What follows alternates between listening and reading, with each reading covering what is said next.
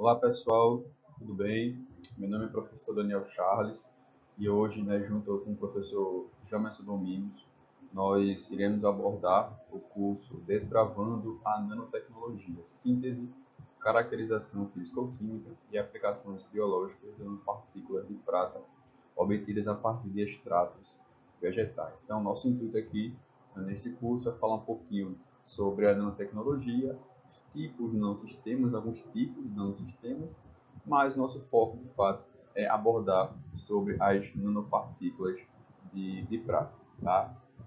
Então, nós iremos também tratar sobre algumas técnicas de caracterização físico-química e aplicações biológicas das nanopartículas de prata. E, por fim, nós também iremos abordar sobre a sua aplicação na biorremediação. Então, pessoal, a princípio, nós iremos abordar um pouquinho sobre a nanotecnologia. Precisamos entender o que é, a nanotecnologia. Então, a nanotecnologia é uma ciência, que permite a manipulação da matéria a nível molecular e a nível atômico. Desta feita, permite controlar as propriedades físicas e químicas dos nanosistemas, criando estruturas estáveis. Com o avanço da nanotecnologia, as nanopartículas elas passaram a apresentar diversas aplicações, tanto no âmbito da medicina, quanto na eletrônica, na ciência da computação, física, química, biologia e engenharia de materiais. Então, nós temos vários tipos de nanosistemas. O nosso foco aqui são as nanopartículas aplicadas na área da saúde e também na área da biorremediação. Quando falado em relação às nanopartículas utilizadas na área da saúde, no encapsulamento dos fármacos, vale se destacar que os nanosistemas eles promovem um aumento no índice terapêutico dos fármacos, das moléculas ativas, ou seja, aumentam a segurança dos fármacos, promovem também um aumento da concentração e do tempo de permanência dos ativos dentro das células e ou tecidos alvo de tratamento, ou seja, permitem um direcionamento para tecidos e células específicas. Então, encapsular os fármacos vai promover um aumento na concentração e no tempo de permanência desses ativos dentro dos tecidos e das células. Além disso, encapsular os fármacos promove uma redução dos efeitos colaterais dos fármacos, e essa é uma das máximas da nanotecnologia, que é justamente reduzir os efeitos colaterais dos fármacos. Além disso, o encapsulamento dos ativos promove um aumento na biodisponibilidade dos fármacos, ou seja, promove um aumento na concentração de moléculas disponíveis para agir lá no sítio-alvo. Além disso, reduz o metabolismo sistêmico dos fármacos quando submetidos ao efeito de primeira passagem. Então, a encapsulação dos fármacos vai promover todas essas características, todos esses benefícios aos ativos utilizados no tratamento das diversas patologias. Então, com isso, muitas são as aplicações dos nanosistemas, das nanopartículas, para o tratamento das patologias diversas nas mais diversas áreas da ciência. Desta feita, pessoal, nós precisamos conhecer um pouquinho os tipos de nanosistemas. Em se tratando dos nanosistemas utilizados para veicular fármacos, nós temos os sistemas lipídicos e os sistemas poliméricos, a princípio. Dentre os sistemas lipídicos, nós poderíamos destacar alguns. Nós trouxemos alguns para vocês, para nós tratarmos aqui um pouco no curso. Um dos nanosistemas lipídicos são justamente os lipossomas. Então, os lipossomas são sistemas de liberação de fármacos, compostos por um núcleo aquoso, envolto por uma ou mais bicamada lipídica, constituída justamente de fosfolipídios. Então, o fosfolipídio que forma o lipossoma é aquele fosfolipídio, é muito similar ao que forma a membrana das células limais. Então, é um fosfolipídio de caráter anfipático, ou seja, ele apresenta uma porção polar, a cabeça polar, os grupamentos fosfatos, e a cauda apolar, que é justamente a cadeia hidrofóbica, tá? Então, dessa feita, esse caráter anfipático permite, não é, encapsular fármacos, tá certo? Lipofílicos. E uma vez que o lipossoma ele apresenta um núcleo aquoso, ele também permite encapsular fármacos hidrofílicos. Então, o fármaco hidrofóbico ele vai justamente na bicamada lipídica e o fármaco hidrofílico ele vai no núcleo aquoso. Nós temos vários tipos de lipossomas, tá? Como nós falamos anteriormente, nós podemos ter uma bicamada lipídica ou várias bicamadas lipídicas. Então, nós temos os lipossomas pequenos, né, com uma única camada lipídica, que são os SUVs.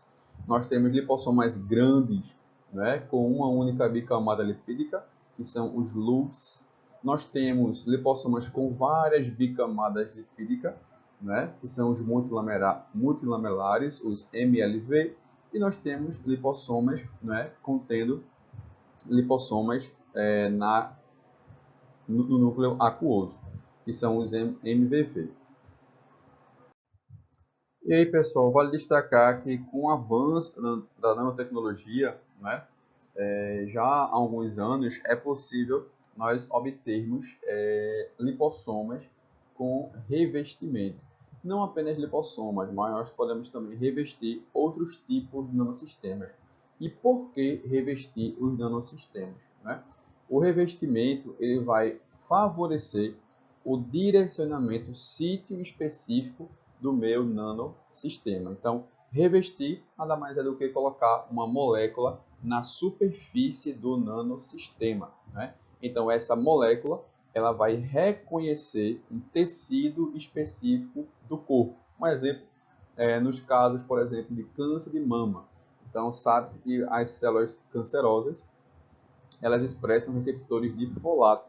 Então, se eu quero um direcionamento-alvo, se eu quero aumentar a concentração do fármaco naquelas células cancerígenas, eu posso revestir, tá, o meu lipossoma, o meu nanosistema, com folato. Então, aquela célula que expressa receptores de folato vai capturar aquele meu nanosistema e favorecer justamente a internalização do fármaco, né, que vai estar presente no nanosistema. Dessa feita, eu vou conseguir, né, ter uma terapia target, né, uma terapia alvo, ou seja, eu vou direcionar o meu fármaco para aquele tecido que eu quero tratar, tá?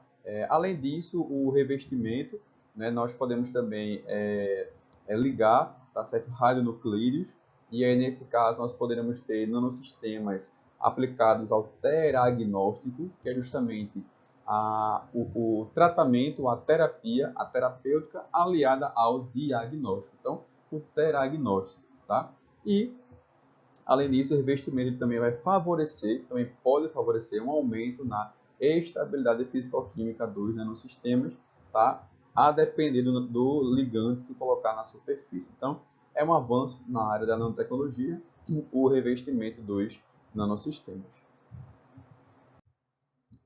Além disso, pessoal, um outro tipo de nanosistema lipídico, tá? Nós falamos sobre lipossomas, e um outro tipo de nanosistema lipídico são os carreadores lipídicos nanoestruturados, tá? Nesse caso, nós temos o nanosistema, né, constituído por lipídios sólidos e líquidos, né, no caso, os óleos, e esses nanosistemas, né, eles também promovem um aumento na biodisponibilidade e estabilidade de fármacos lipofílicos. Então, enquanto lá para os lipossomas eu conseguia encapsular fármacos hidrofílicos, nesse caso, os carreadores lipídicos nanoestruturados, eles promovem o encapsulamento de fármacos lipofílicos, tá certo?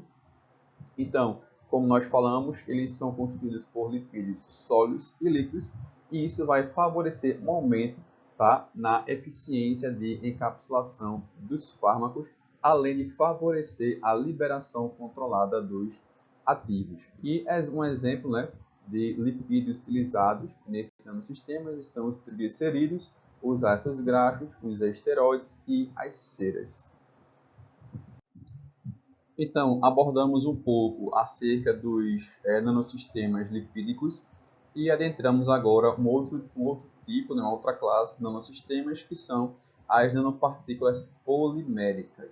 Então, nesse caso aqui, né, os dois tipos de nanopartículas poliméricas são as nanocápsulas e as nanosferas. São diferentes de nanosistemas lipídicos porque, nesse caso, nós utilizamos polímeros, tá? Polímeros que vão favorecer, que vão participar aí justamente da liberação do fármaco, tá? Na questão das nanocápsulas, como é que se forma, né? Qual é a constituição básica da nanocápsula? A nanocápsula é composta por um núcleo oleoso, né? Onde o fármaco lipofílico ele vai estar dissolvido, e esse núcleo oleoso ele é envolto por uma membrana polimérica, a qual controla o perfil de liberação do fármaco a partir do núcleo. Nesse caso aqui, tá, nós temos um tipo de sistema reservatório, tá, onde o fármaco ele vai estar inserido justamente no núcleo oleoso. Para se formar a nanocápsula, primeiramente, nós precisamos, favorecer justamente a obtenção, tá, de emulsões, e no momento em que o solvente ele vai sendo evaporado, tá, o polímero que estava solúvel, ele começa agora a precipitar sobre a gotícula de óleo. Tá? Então, a evaporação do solvente da fase orgânica reduz justamente a solubilidade do polímero, o qual se precipita sobre a gotícula de óleo. E para essa técnica nós denominamos de deposição interfacial, justamente o polímero se depositando sobre a gotícula de óleo. Em relação às nanoesferas, diferente das nanocápsulas, as nanoesferas são sistemas matriciais.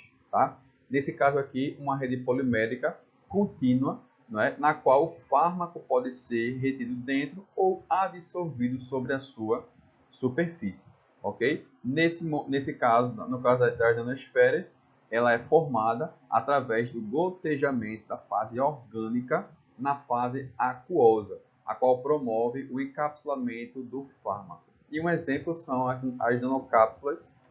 nanoesferas de zeína.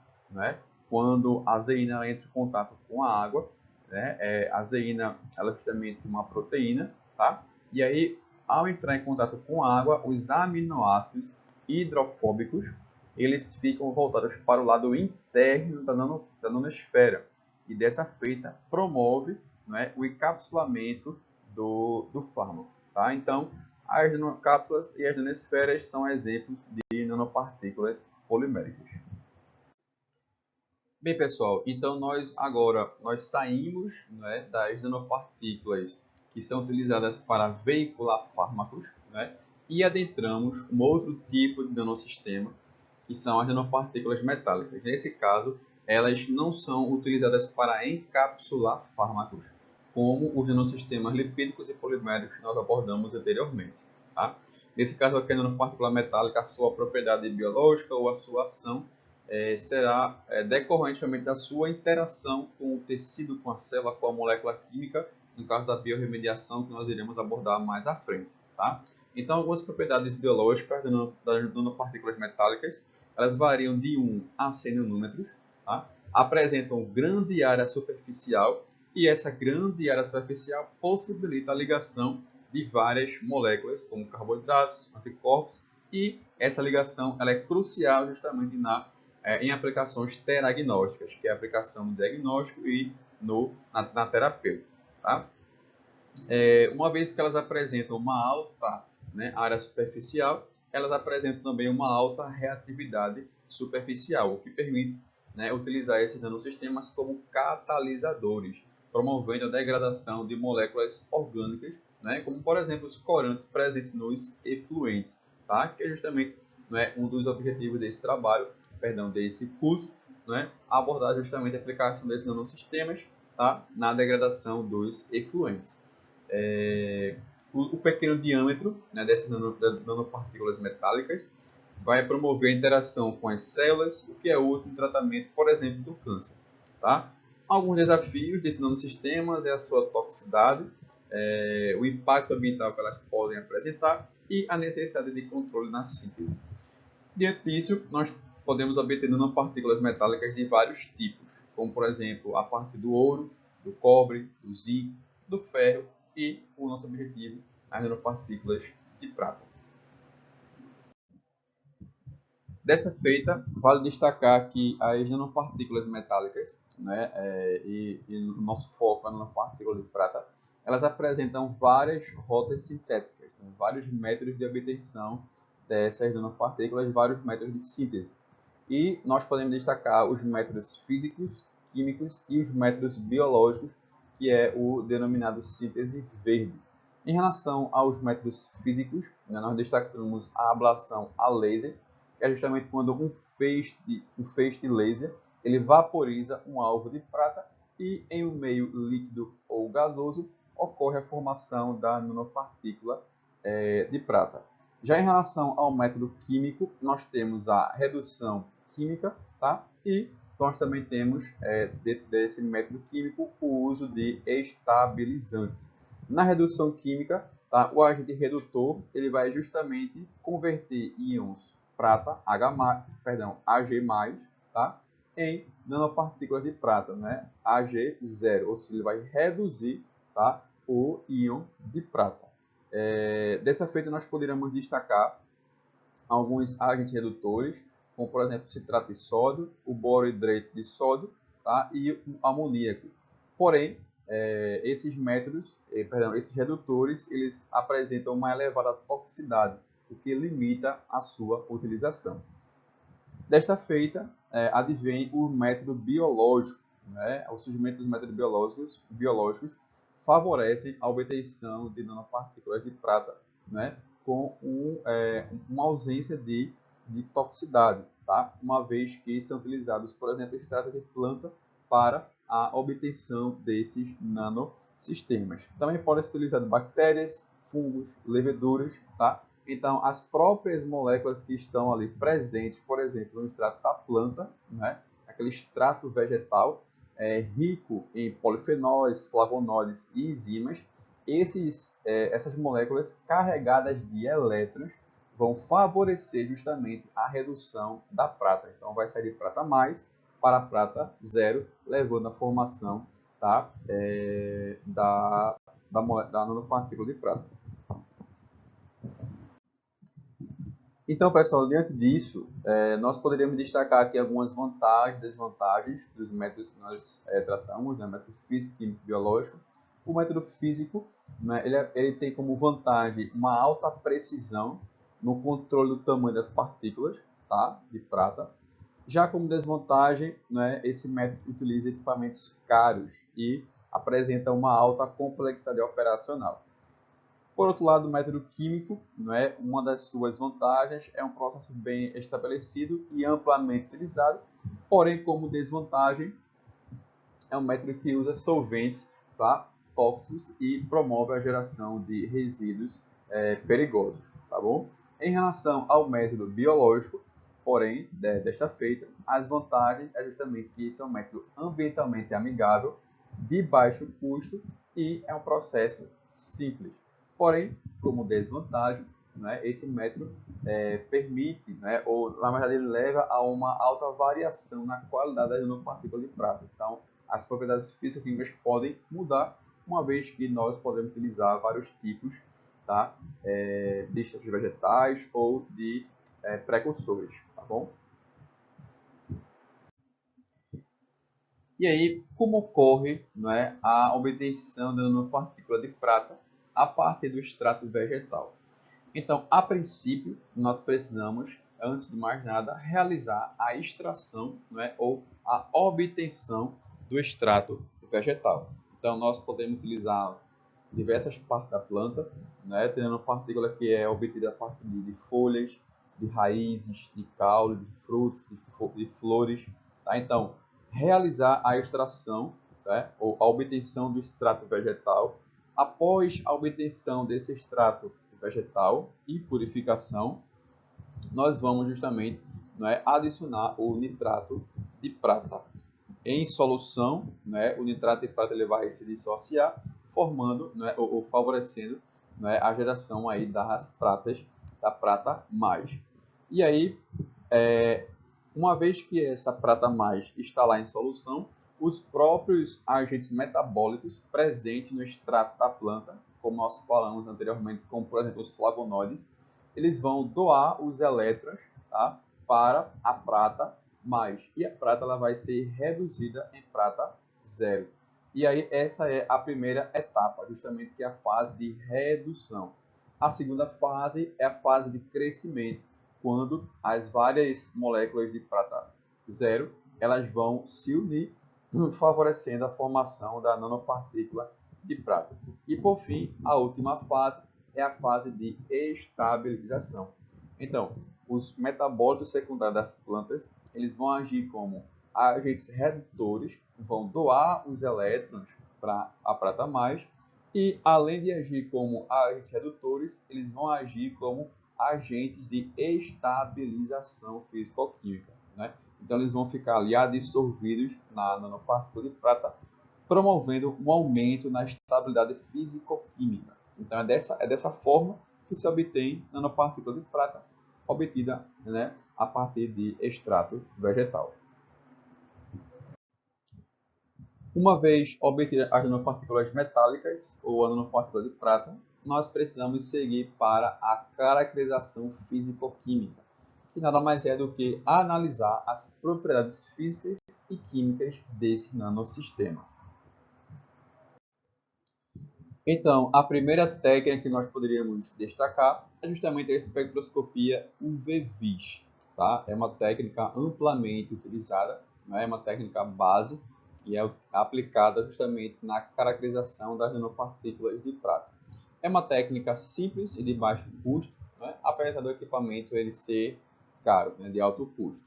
Então, essa técnica ela se baseia justamente da interação da luz, tá, com a nanopartícula de prata, né? A espectroscopia em si, né, ela analisa justamente a interação da luz com a matéria. Então, dessa feita, né, ocorre a interação da luz com os elétrons presentes na superfície da nanopartícula. E quando se tem nanopartícula de prata no meio, é possível ver, né, observar, né, uma absorbância entre 400 e 500 nanômetros. E essa absorbância deve justamente à ressonância plasmônica de superfície das nanopartículas de prata. Essa técnica ela é amplamente, amplamente utilizada para avaliar a estabilidade das nanopartículas, de forma que uma redução da estabilidade das nanopartículas vai favorecer um alargamento do pico, além de promover uma formação do pico em comprimento de onda maior ou redução na intensidade do pico. Então, é uma técnica utilizada, né, amplamente para analisar a estabilidade das nanopartículas e para ver de fato se nós temos nanopartículas naquele meio, se ocorreu a formação da nanopartícula metálica ou, nesse caso, no nosso caso, a nanopartícula de prata.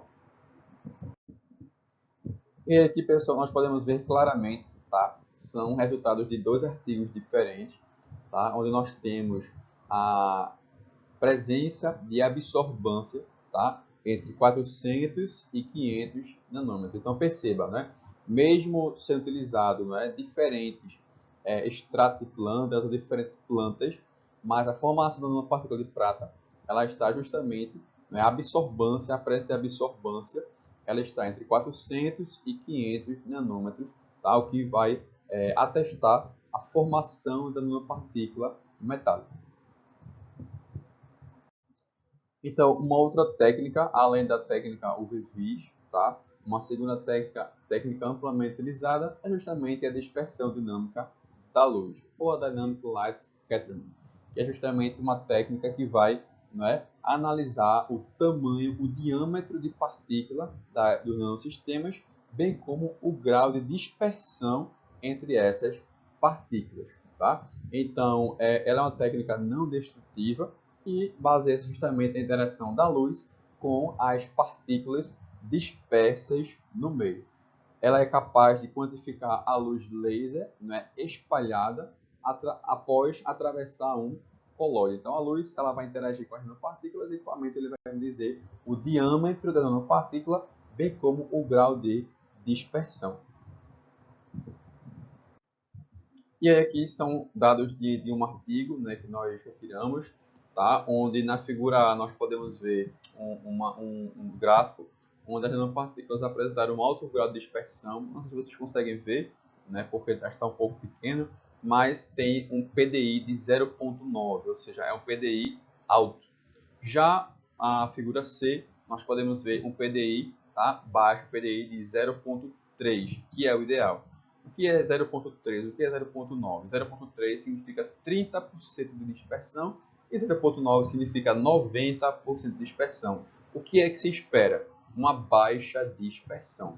Quanto maior, né, quanto mais homogênea a minha formulação, quanto mais homogênea a minha preparação, menor o grau de dispersão. Então, o que eu espero é obter nanopartículas com baixo grau de dispersão, ou seja, a minha formulação apresentará um maior nível de homogeneidade.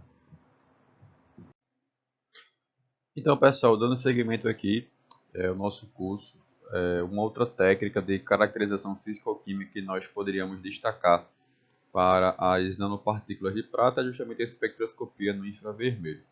Então, essa técnica nada mais é, né, do que um feixe de luz, um componente de infravermelho, tá, que incide sobre a amostra, e ao incidir sobre a amostra, né, sobre a nanopartícula, essa incidência dessa luz vai levar justamente à vibração dos grupamentos químicos. Então, essa técnica ela vai justamente permitir, né, a caracterização dos grupos químicos presentes na minha amostra. Vocês devem lembrar que nós falamos que nós estamos utilizando extratos vegetais, extrato de planta, para realizar a redução da prata mais para a prata zero. Então, quando ocorre, né, a redução da prata, quando ocorre a formação da nanopartícula, né, lá naquela fase de crescimento, tá? Nós podemos perceber que ficam dissolvidas na nanopartícula de prata compostos químicos. E esses compostos químicos, né, são formados por grupamentos químicos, né, ácido carboxílico, aldeído, grupamento cetona, grupamento hidroxila, e é justamente, não é, esses grupamentos químicos que serão identificados na espectroscopia no infravermelho. Então, o que acontece? Quando a luz não incide sobre a amostra, cada agrupamento químico, não é, apresenta um padrão de vibração. Tá? E aí, quando eles vibram, é justamente esse padrão de vibração que o equipamento ele vai detectar. De forma que esse padrão de vibração confere àquele agrupamento químico justamente como se fosse uma impressão digital. Né? Cada grupo químico vibra de uma forma. E aí, cada vibração é detectada pelo equipamento e vai me conferir o gráfico. E vai me informar quais são os grupamentos químicos, tá, que estão presentes na minha amostra. Vale destacar, né, que nessa absorvância de energia, né, não ocorre transição dos elétrons para camadas mais energéticas, diferente lá da espectroscopia UV-Vis, né, quando os grupos químicos absorvem a energia e os elétrons saltam para camadas eletrônicas superiores, né, de maior energia.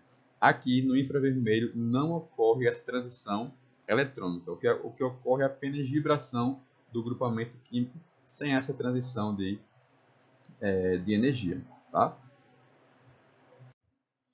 E aí aqui nós temos um gráfico característico, né, da espectroscopia no infravermelho. Nós podemos ver justamente as bandas específicas para cada agrupamento químico. Né? Então, por exemplo, se vocês perceberem aí entre mais ou menos 3.500, 3.200, justamente, né, o comprimento de onda específico ali para agrupamentos hidroxila, né, agrupamento álcool. Então, quando o composto químico apresentar um grupamento hidroxila, um álcool, nós teremos aí uma absorvância entre 3.200 e 3.500, tá? Centímetro a menos 1. E aí, pessoal, uma outra técnica, né, que nós poderíamos destacar é justamente a difração de raio-x, né, ou DRX. Então, nessa técnica, né, o DRX ele vai analisar justamente a estrutura cristalina, tá, da minha nanopartícula de prata.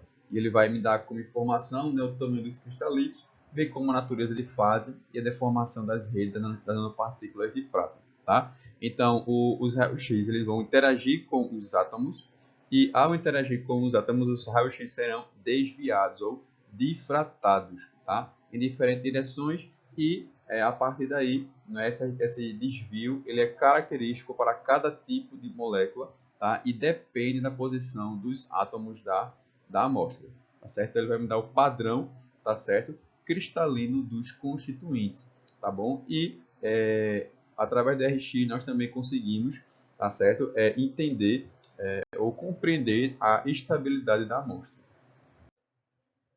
E aí aqui nesse slide nós temos justamente, não é, o DRX de nanopartículas de prata obtido de diferentes fontes. Não é? Aqui nós temos 2 artigos, tá? Onde cada artigo utilizou uma planta diferente, mas perceba, não é? Independente da planta utilizada, o padrão é o mesmo, tá? O padrão, o DRX, é o mesmo para a nanopartícula de prata. Então perceba, né? Ele vai justamente conferir esse padrão cristalino. O que nós podemos entender também que é como se fosse uma impressão digital, tá certo? Da formulação, daquele constituinte, nesse caso, a nanopartícula de prata. E pessoal, por fim, né, a última técnica que nós trouxemos aqui para vocês é justamente a microscopia eletrônica de transmissão, né, o MET. Então, nessa técnica, um feixe de elétrons vai atravessar a minha amostra e nós conseguiremos, por exemplo, identificar o diâmetro das nanopartículas de prata. Então, essa técnica consiste justamente em visualizar a morfologia, estrutura cristalina, relações de orientação entre fases, bem como identificar defeitos a parte da interação de feixe de elétrons, tá? Transmitido através de uma amostra suficientemente fina. Então, após atravessar a amostra, tá? A imagem ela vai ser projetada em uma tela fosforescente ou impressa em um filme fotográfico. E aqui nós temos um exemplo, não é, de uma imagem da microscopia eletrônica de transmissão. Então perceba que nós vemos aí a imagem da nanopartícula de prata, né? Como são partículas sólidas, né? Então quando o feixe de elétron passa pela amostra, o que nós vamos ver é justamente, né, essas esferas, né, escuras. Então, como o feixe não consegue entrar na partícula de prata, o que nós vemos é justamente esse feixe, perdão, o que nós vemos justamente são essas esferas, não é, escuras, tá certo? E aí a partir daí nós conseguimos até medir o diâmetro de partícula, tá certo? Da nanopartícula de prata. E aí pessoal, é isso, né? Agora eu passo a palavra para o professor Jamerson, né, que vai continuar aí com o curso, tá certo? Obrigado, foi um prazer e até a próxima.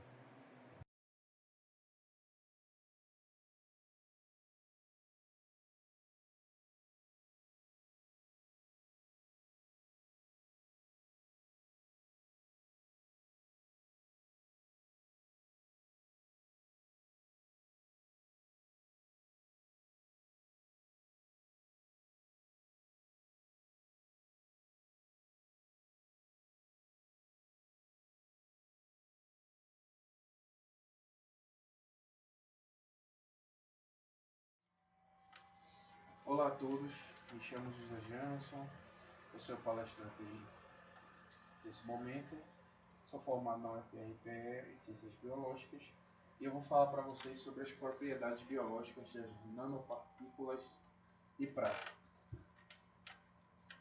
Bom, as nanopartículas de prata elas possuem aplicações muito versáteis dentro da indústria. Elas possuem aplicações na indústria de alimentos, na remediação de solos contaminados, na remoção de bactérias e fungos, no controle de doenças em plantas e no tratamento de efluentes. As propriedades físicas das nanopartículas vão fazer com que elas tenham essas propriedades biológicas de aplicação. Né? Então, o tamanho da nanopartícula, os íons de prata reduzidos nela e os outros compostos que compõem a partícula vão fazer com que ela possua múltiplas aplicações dentro das suas propriedades. Então, vamos começar. Atividade ou atividades de biorremediação. né? Então, dentro da biorremediação, a gente vai ter a descontaminação de ambientes como solo, água, ar e águas residuais, né? As nanopartículas de prata, elas conseguem degradar algumas substâncias tóxicas, seja por redução química do contato com a prata em si, ou por catálise induzida por luz. Então, dentro de efluentes, por exemplo, ela vai acelerar a degradação dos poluentes, ela vai conseguir fazer a degradação e remoção de corantes, ela vai inibir o crescimento de micro-organismos, ela vai remover bactérias e ela consegue acelerar a decomposição de poluentes no solo.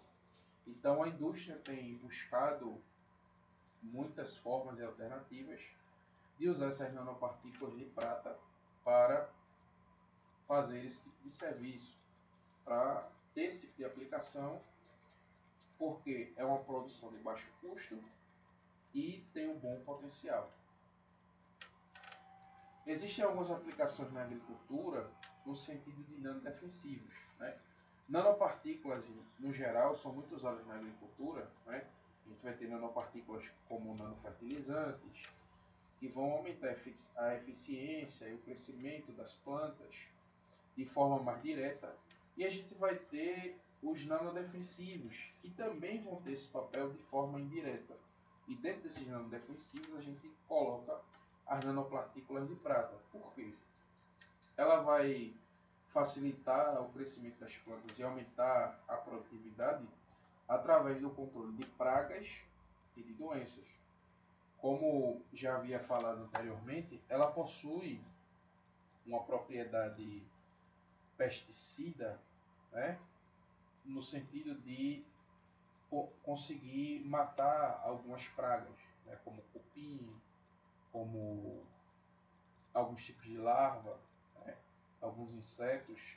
Isso faz com que a dose dos pesticidas elas diminuam e aumente a eficiência, deixando com que o ambiente fique mais sustentável e que haja menos agrotóxico dentro dessas plantações. Então, elas são muito importantes na agricultura para o crescimento. Agora, falando de forma mais direta e mais específica, né, no escala menor, né, ela possui uma grande atividade antibacteriana, né? Elas vão entrar em contato com a célula, isso muito por conta do seu tamanho e morfologia. Isso vai afetar nas propriedades dessas nanopartículas, porque elas, ao entrar em contato com a membrana das bactérias, essa membrana ela vai ter a permeabilidade alterada, de forma que fica um pouco comprometida. Então, dentro dessa célula bacteriana vai haver a saída de alguns organelas, a entrada de substâncias que não deveriam entrar. Então, o contato das nanopartículas com a célula bacteriana vai causar uma cascata de eventos que vai levar à morte celular dessa bactéria. Então, a gente vai ter a permeabilidade da membrana alterada, a gente vai ter o aumento do estresse oxidativo, dano ao DNA, inativação de enzimas e a desnaturação de algumas proteínas, né? Então, ela vai provocar lesões dentro do DNA das bactérias, impedindo assim que ela não consiga se reproduzir, não consiga produzir a respiração celular que acontece, né, dentro dela. Isso vai causar problemas e vai levar à morte daquela bactéria. Com os fungos não é muito diferente, né? A gente vai ter a interação, como dá para ver aqui na imagem, das nanopartículas com o ergosterol. Isso vai causar a criação de vários poros na membrana da célula fúngica. Isso vai causar a saída das organelas da célula. Então, sem as organelas, a célula não vai ter o maquinário necessário para funcionar. E mais uma vez vai ter uma cascata de erros, né? O estresse oxidativo dentro da célula, inibição de, de enzimas, danos ao DNA, e vai fazer com que a célula não consiga se dividir e se reproduzir. Então, falando especificamente sobre bactérias e fungos, quando a gente está fazendo um estudo in vitro e aplica nanopartículas, a gente percebe que o nível e a concentração das nanopartículas elas vão causar de apenas uma inibição, ou seja, atrapalhando a reprodução ou desacelerando, tanto isso para bactérias quanto para fungos, até inibição total e até a morte total, né? Então, a gente vai ter placas onde as bactérias elas não vão conseguir se reproduzir, mas vão continuar ali. Placas onde as bactérias vão morrer. Placas onde as bactérias e fungos não vão nem crescer. E placas onde elas vão estar e quando se aplica essas nanopartículas elas vão morrer. Então essa é uma propriedade muito forte, eu diria que uma das mais fortes das nanopartículas de prata, que são essas atividades antimicrobianas. Ela também possui uma propriedade antitumoral. E o mecanismo de ação é praticamente o mesmo. Dano ao DNA, estresse oxidativo, e aí ela vai reduzir o potencial da membrana mitocondrial, ela vai conseguir romper essa membrana mitocondrial, ela vai causar a inativação de algumas enzimas, né? Isso vai atrapalhar as reações, vai causar danos ao DNA, desnaturação de proteínas e uma cascata de falhas que vai levar à apoptose celular e interromper o seu ciclo celular. Então, dessa forma, ela consegue atuar e matar células tumorais, inibir o crescimento, inibir a multiplicação dessas células tumorais. É uma das grandes propriedades das nanopartículas de prata e uma coisa muito a se pesquisar fórmulas, né? Então, sobre as propriedades, é isso, né? Deixa eu voltar aqui rapidinho só para fazer uma observação que o maior desafio de se trabalhar com nanopartículas hoje e o que se busca melhorar com relação à atividade delas é a citotoxicidade, né? Vocês podem perceber pelas bactérias, fungos e pelo antitumoral que a forma que ela atua dentro das células é a toxicidade dela, porque ela é tóxica a ponto de causar problemas estruturais e para o funcionamento dessas células. Então você deve imaginar que se ela consegue atacar células saudáveis de bactérias e fungos e ela consegue atacar a célula tumoral, ela também tem o poder de causar dano às células saudáveis do ser humano. E isso é um dos grandes desafios das nanopartículas de prata e principalmente da aplicação dela na área farmacológica, né? Existe essa barreira que a gente só consegue quebrar com estudos e mais pesquisas na área, né? Então, quanto mais pesquisas houver, mais formas houverem de diminuir essa citotoxicidade, melhor vai ser a aplicação dessas partículas, né? Então, essas propriedades elas já existem, né? A maior parte das nanopartículas de prata elas conseguem ter essas propriedades. E o que vai se diferenciar é o método de síntese e a toxicidade dessas partículas. Então, métodos de síntese biológica, também chamado de síntese verde, vão facilitar ou diminuir a toxicidade dessas partículas e melhorar a aplicação delas para novas áreas, né? Então, tudo que eu falei sobre a aplicação de nanopartículas hoje, se você for ver daqui a 1, 2, 3 anos, com certeza o leque vai ser maior porque ela tem um potencial muito grande, né? Mas é preciso que haja contramedidas para diminuir os efeitos nocivos de um metal pesado como a prata dentro do corpo humano ou até em outras situações, né? Então, pessoal, é isso. Espero que vocês tenham gostado, entendido e um dia maravilhoso, ou noite, ou madrugada, não sei que hora você está assistindo, mas para você. Obrigado.